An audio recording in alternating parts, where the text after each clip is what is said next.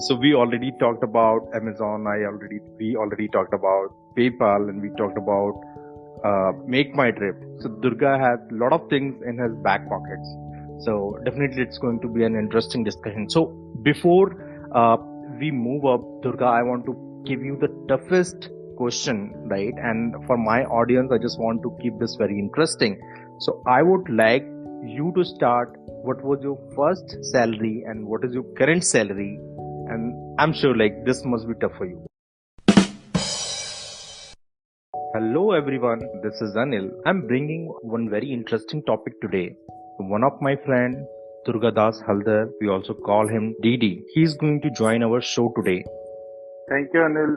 Thanks for inviting me on the show. Thanks, Durga, for joining. And so before we start, I'll introduce myself. My name is Anil. I work with a service company having more than 14 years of experience working with their leadership team and taking care of sales and delivery for this company. Whereas I worked with Durga in the past and we both were working in Headstrong. It's one of the unit of Genpact LLC. And then Durga moved on and worked on his career differently. He worked with many service company, product companies in the past, and we'll definitely let Durga speak about it. But in brief, Durga is currently working with world's best e-commerce company and cloud service market leader. Assuming this will give you enough idea where Durga is currently working. He has more than 15 years of experience. Then a brief introduction to our audience. Thank you, Anil. So, hi everyone, I'm Durgadas Haldar. People call me Didi. I'm right now working with Amazon.com as a software development manager.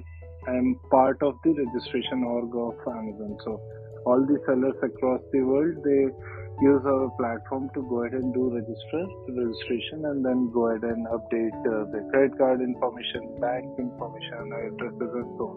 So, it's a very, very interesting domain. And definitely when you're working with a company like Amazon, you get to work on a scale which is huge, and also the tech stacks and everything. Yep.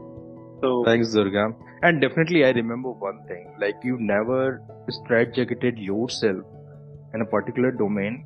I know that you worked with capital market when we were at Headstrong, and then you worked with the travel domain.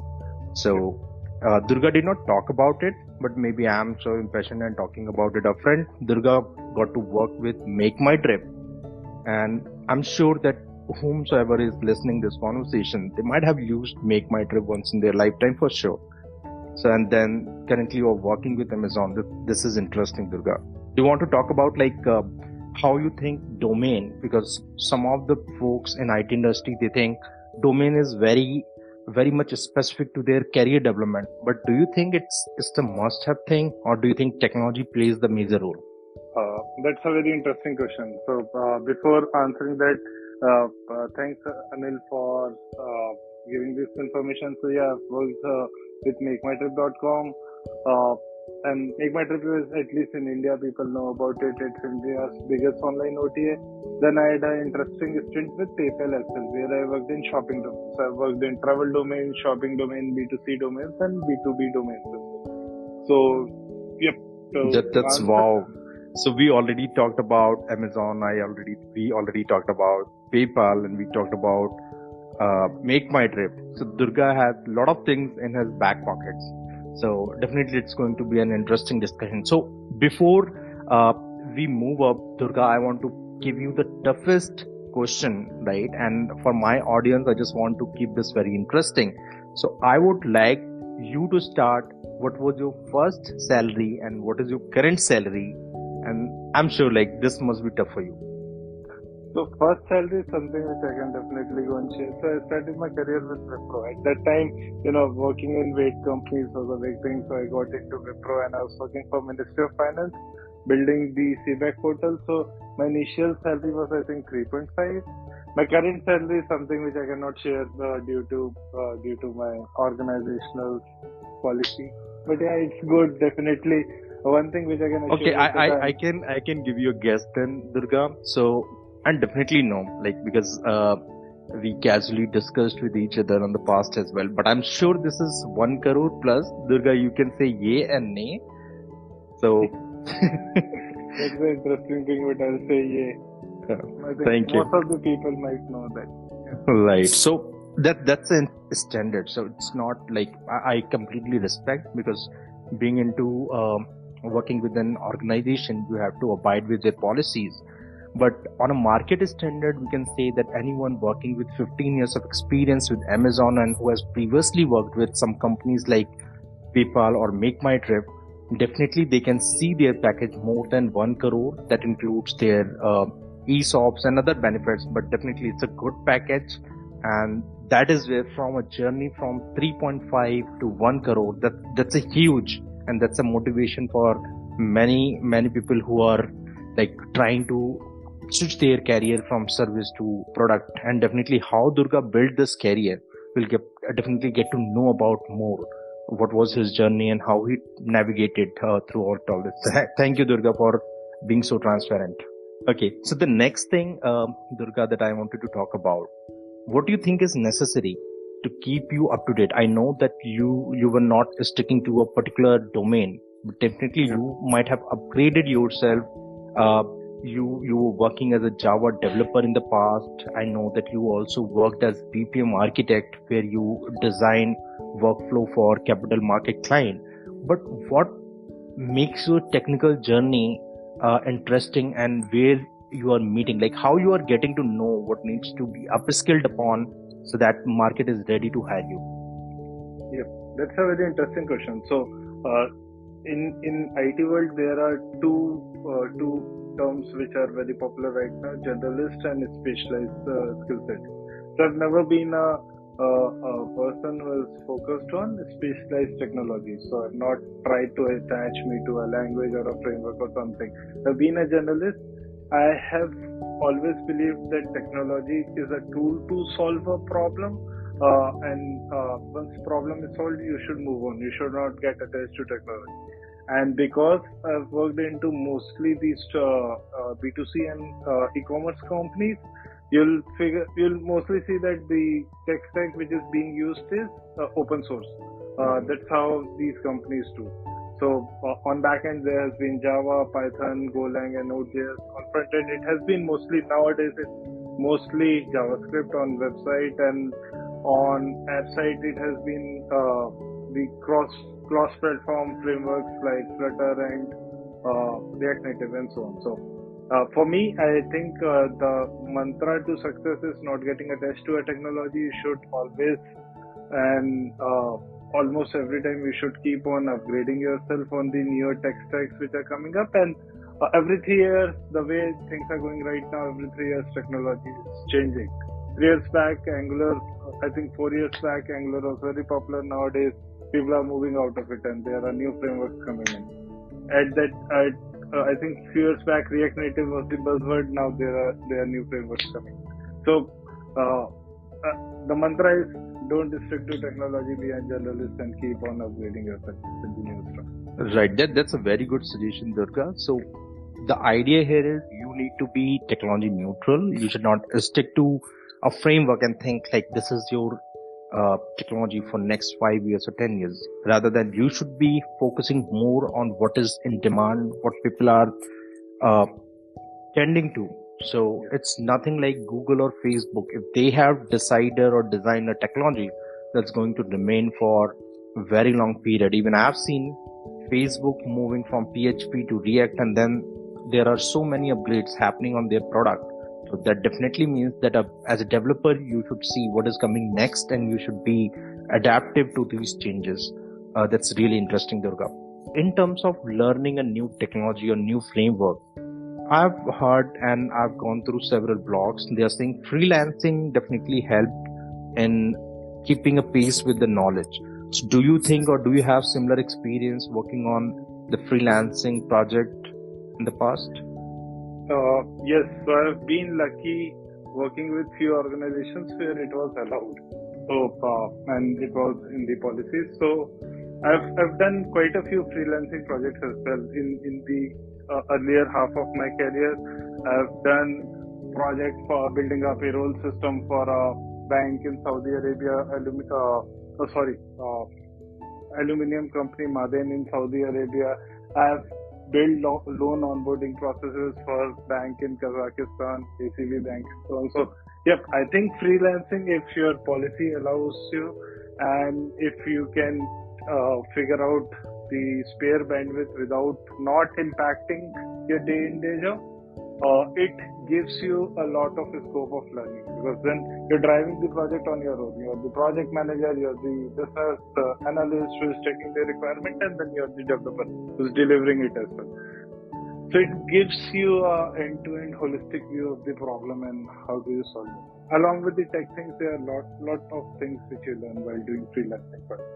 Right. So Durga talked about it is not just helpful in your knowledge, it is helpful in your monetary growth, and also when you do networking with freelancing, that there is a lot of scope and there's a lot of brand value that you are creating for yourself. Like Durga talked about, he worked for Gulf countries, he worked for Kazakhstan, and there are so other clients in India and outside India. So that's definitely a lot of networking. So which means if you are a good freelancer, and then again I'm saying with a policy code, if there is a conflict of interest in your company, it's not a good thing. But if you're working in a company where freelancing is allowed, you should definitely try for it, because this will give you a holistic view of running a small company, and which means in future these learnings can be utilized very well. So Durga, when we talked about freelancing, I know like freelancing, there are a couple of tools available like freelancer.com. There are some other tools online. But what is your strategy? Like how you track your first client, and then how you're like expanding the freelancing, or maybe just from any other experience, or you might have heard from your networking group. So maybe how to approach a client for freelancing who are just looking into this domain. That's an interesting question. So I think the freelancing domain has matured a lot in course of 10 years. There are a lot of platforms like Upwork, Freelancer, Freeble, and so on, where people can go ahead and look for these part-time gigs. Once you get in, the key is delivering projects in a good way, and then you have to just scale yourself by word of mouth. I think the old world philosophy of getting appreciation work and also networking is through word of mouth, because this is a domain where freelancing as a domain, it's very tough for customers to also go ahead and trust the partner with them they are working. So you have to go ahead and gain their confidence, build their trust, and once it is there, you have to maintain it. You have to keep on delivering what you're delivering, and then I'm pretty sure by word of mouth, you're going to get more and more. Durga, for the very first time, do you think a person should create their own portfolio and then do some digital marketing just to make others aware, like how they should approach? Yes, that's a very valid point. So portfolio is something. See, there are multiple roles which are there right now in tech domain. There are UX designers, there are front-end developers, back-end developers, and so on. I'll not recommend portfolios for back-end developers. It does not make sense, because for back-end developers, it would be more of having GitHub public GitHub repositories where you can go ahead and show your project. But for UX designer, for HTML developers or front-end developers, it definitely makes sense to have your own portfolio and go ahead and showcase whatever you can go ahead and whatever you have done till now, or even for organization, whatever you have done and it's available on public platform. So it should not be your internal project or internal work, but if something is available on public, then you can also go ahead and take a reference from it.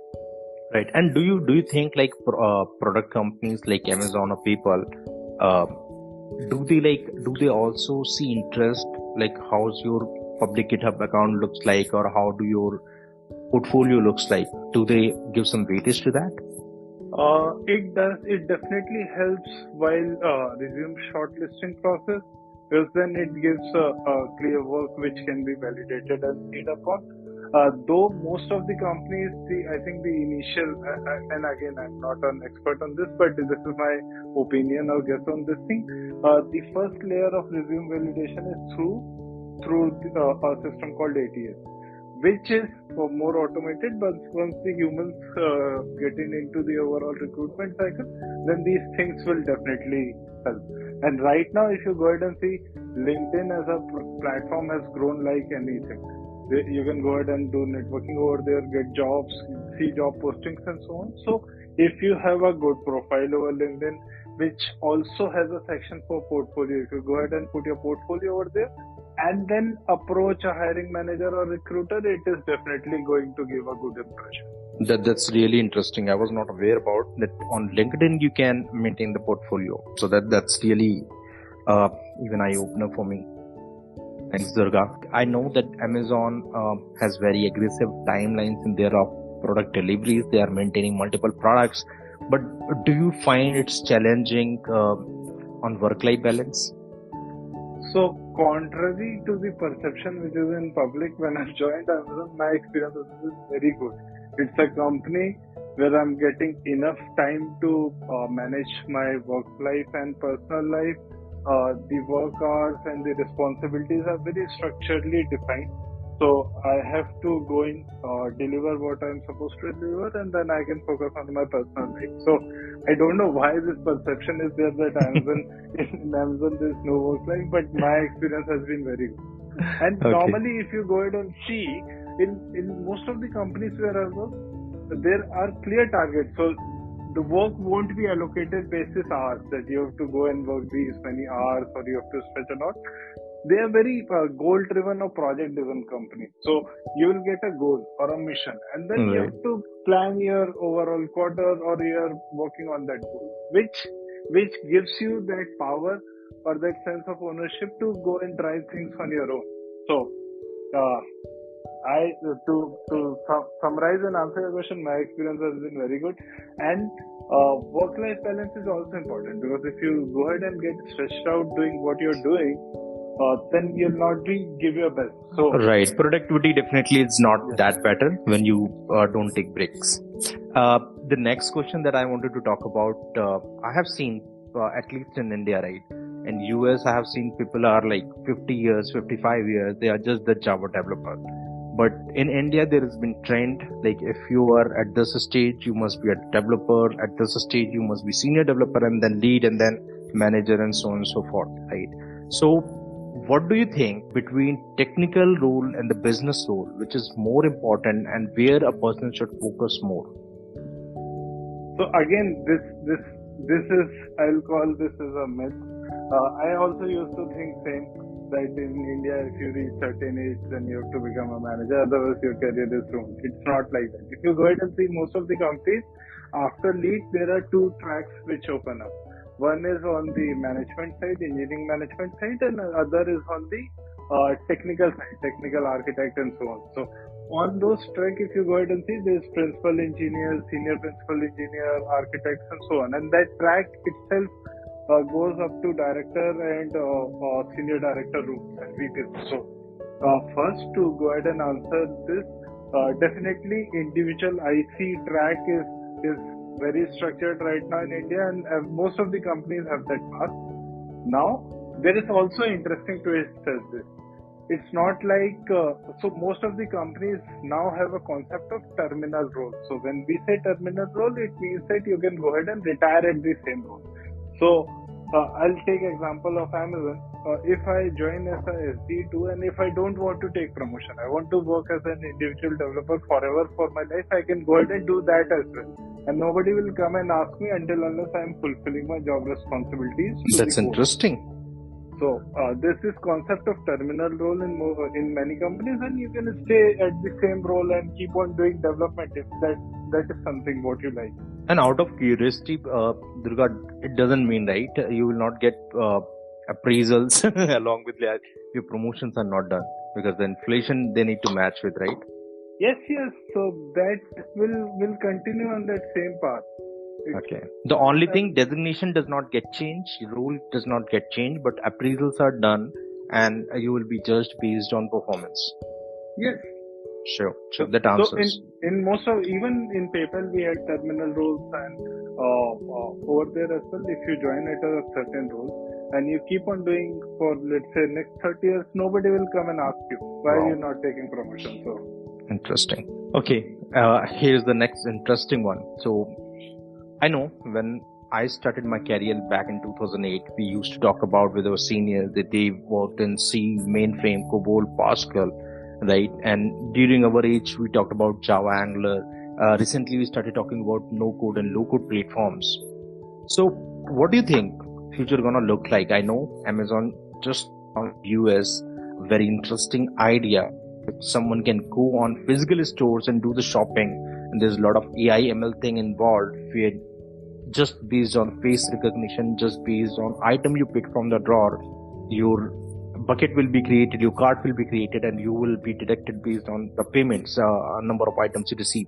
So what do you think our future gonna look like?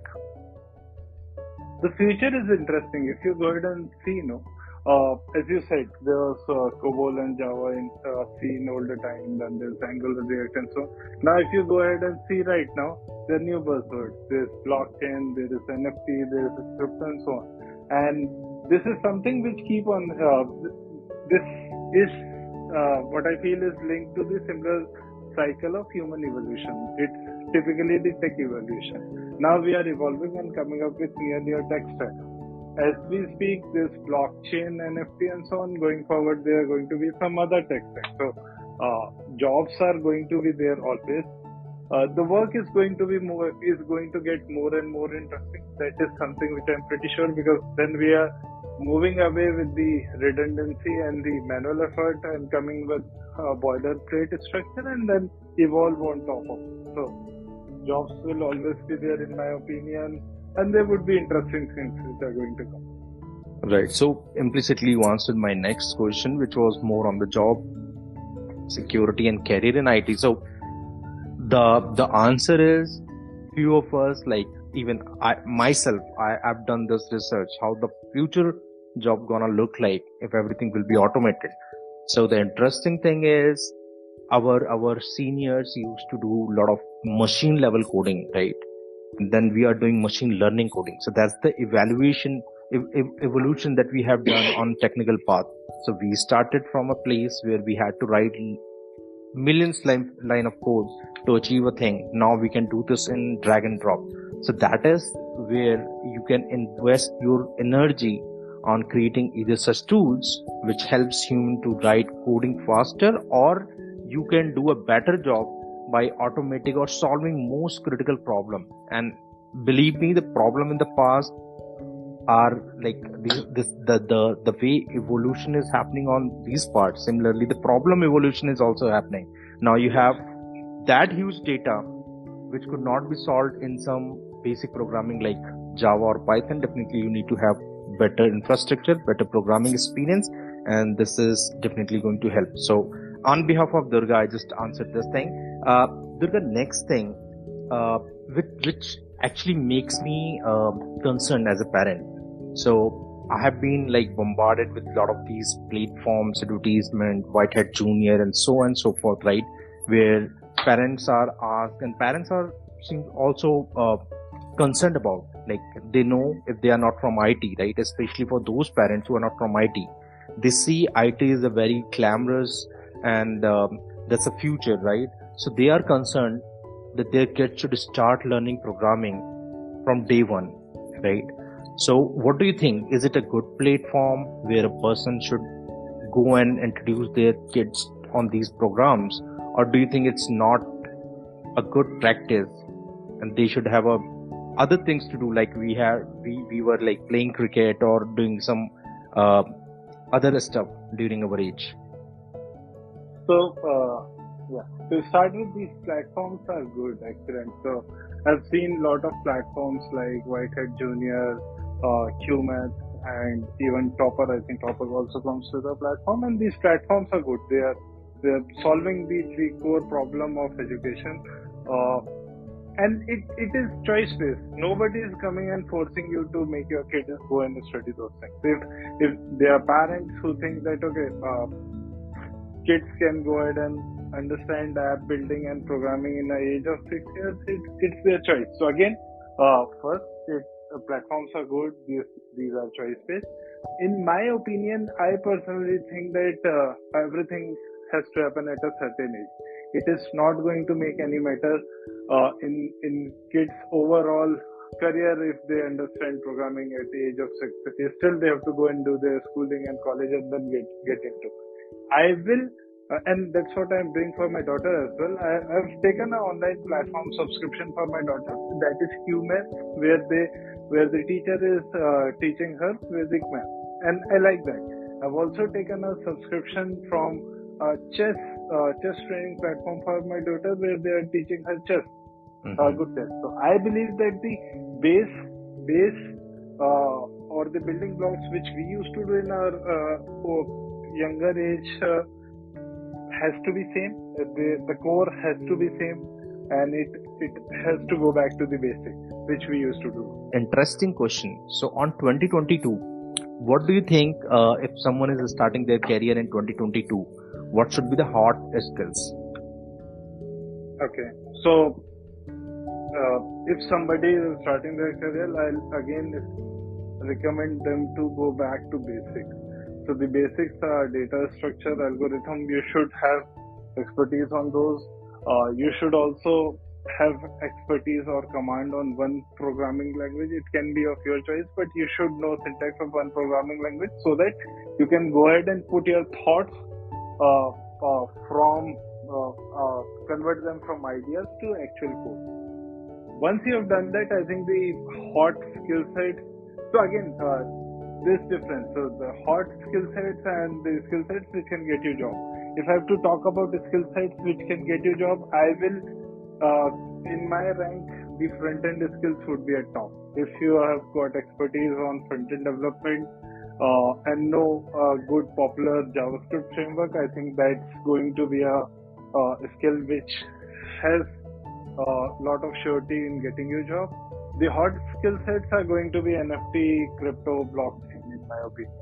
Sure, that's interesting. So definitely, if you are hearing to this conversation and if you want to know more about these skills in detail, so do reach out to us through LinkedIn, through whatever channel you are listening to this podcast or this discussion. So the next one, Durga, that sometimes is my question as well. So someone lateral working in a service company, if they want to switch into a product company, what should be their career path, or like how should they approach? What should they prepare? Okay.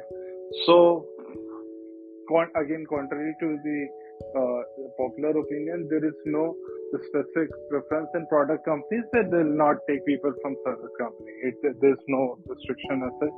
Anybody can come and apply for jobs. The interview process or the structure of product companies is a bit different. So the focus is on scale.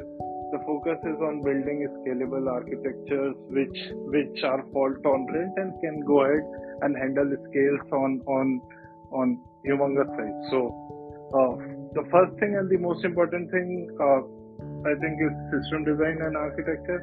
That's one skill where people should have expertise on. Along with it, I think LLD is an important thing. So low level design, you should be able to understand how components work and interact with each other. There are also interesting architectures around microservices. So that's one area where people can go ahead and focus on and understand how disconnected systems or a sync system works on huge scale. So these would be the technical skills. Along with it, I think most of the product companies have got their own leadership principles, and they take these leadership principles to their heart. They are not just posters on walls. They are used it day in, day out on all the decision making and communication. So understand the leadership principles of these companies. Most of the organizations have very high focus on customer obsession. So you have to understand the leadership principle and evaluate whether your values align with the leadership principles of that particular organization you're trying for. And if you see a match over there, then definitely you should go and get it. Right. So Durga, maybe just for our audience, right? If they reach out to, I know that you have already posted several openings in Amazon, right? So if they reach out to you, Are you comfortable doing the referrals in your company for open positions? I'm comfortable. So I get lot of resumes daily, and I go ahead and submit in the portal if I deem those resumes fit for a particular job ID or a position they're applying. Definitely. And if you're like if you want to start your career as a fresher, so don't hesitate to drop me your CV. And I have lots of open position even at this time. So I'm basically looking for to hire Java, .NET, Python, Angular, React, and these kind of profiles.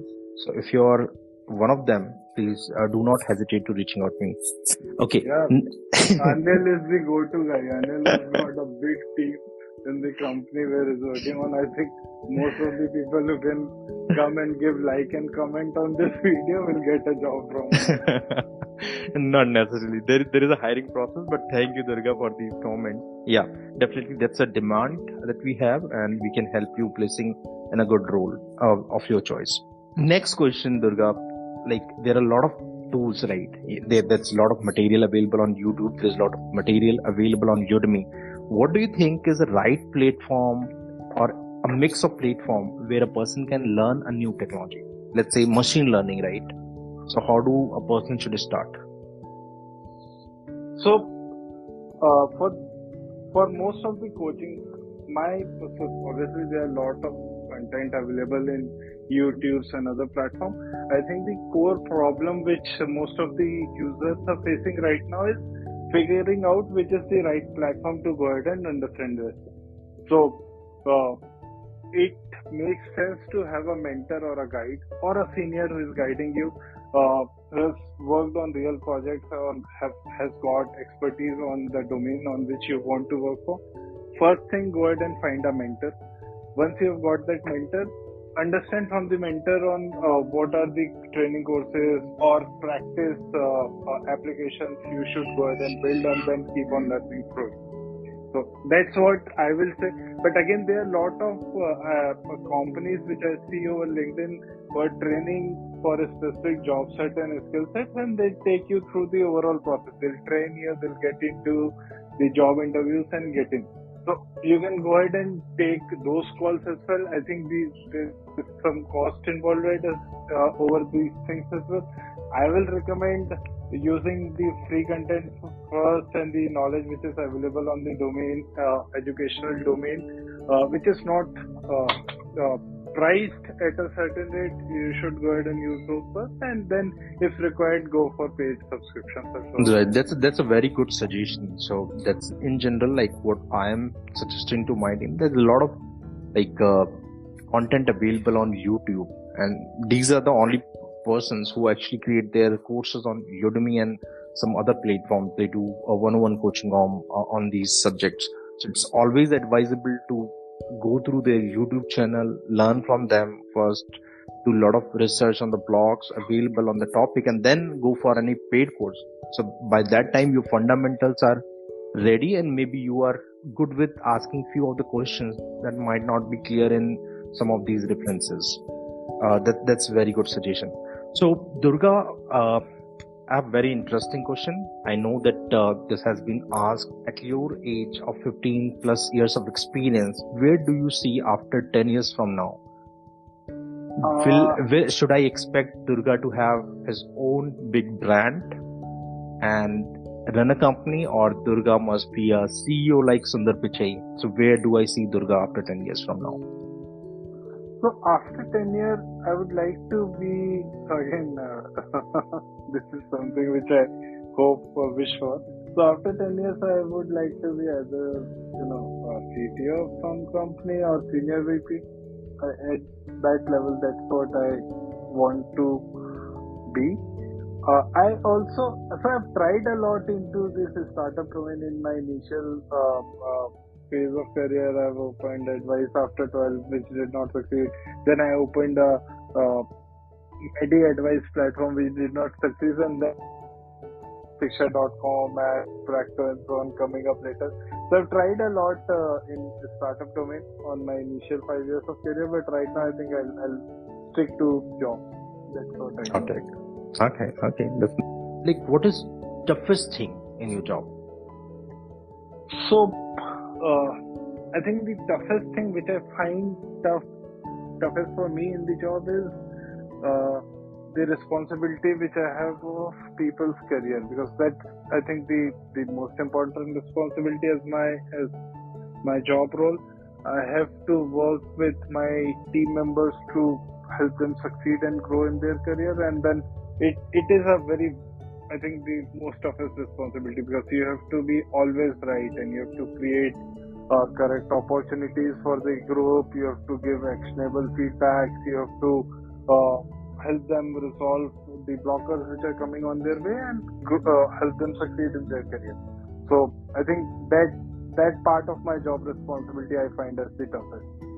Right, and I completely agree to it, because being a people manager, I have seen your team works really hard for you, and that's for not only for your success. You need to plan for their success, and eventually this will become your success. So, and sometimes, just to groom best people in the market, best people in the team, sometimes you need to decide and take tough decisions. You need to let people go, right? So that's a journey that you need to plan for others, so that after 5 years or 10 years, when they are meeting you back, they should be very clear that this guy, as a mentor or as a senior, helped you in building your career, or at least coaching you at the right time. That's important, and definitely it's the toughest one for me as well, Durga. So I completely second your thoughts. As we are very close to this discussion, I just wanted your candid opinion, Durga, any suggestion, any point that you want to talk about, open-heartedly from your side to our audience. Yep. So I'm assuming that, Anil, your audience is mostly tech folks who are trying to enter in the industry right now. Yeah, that's correct. I will give them this advice that this very high competition. There are limited resources, and everybody is trying to fight and compete for those resources. So the most important advice in my opinion, which I'll give to them is not losing hope. There would be failures in life. There are going to be failure. Everybody has gone through this. You'll also go through this. But the important thing is not losing hope, because success is going to come. It is inevitable thing. Success is going to come. You can have 100 failures. You just need one success to get your career back on track or get this then started. So just focus on the goal. Don't lose hope. Learn from failures and wait for your success. Great. Success is inevitable. So that's the most important thing as a takeaway for me from this interview. And thank you so much, Durga, for joining on this discussion. I know that you have a very busy schedule, but I appreciate that you took out time and talk about some of these things open-heartedly, and some of things which were tough for you, I know, but you being transparent there. So thank you so much for coming and joining us on this discussion. Thanks, Anil. It has been my pleasure. It was wonderful talking to you and also to your audience. Thanks. Thank you, Durga. And for our audience, if you think like there are more questions, more topics that are not covered as part of this short discussion, so do drop us your comments and let us know what you think should be covered. I'll request Durga to come and join on a short discussion anytime, maybe on a live call or maybe some YouTube live or something like that. We will plan it accordingly. So thank you, Durga. Have a good day, and thanks to audience for being so supportive. Thank you.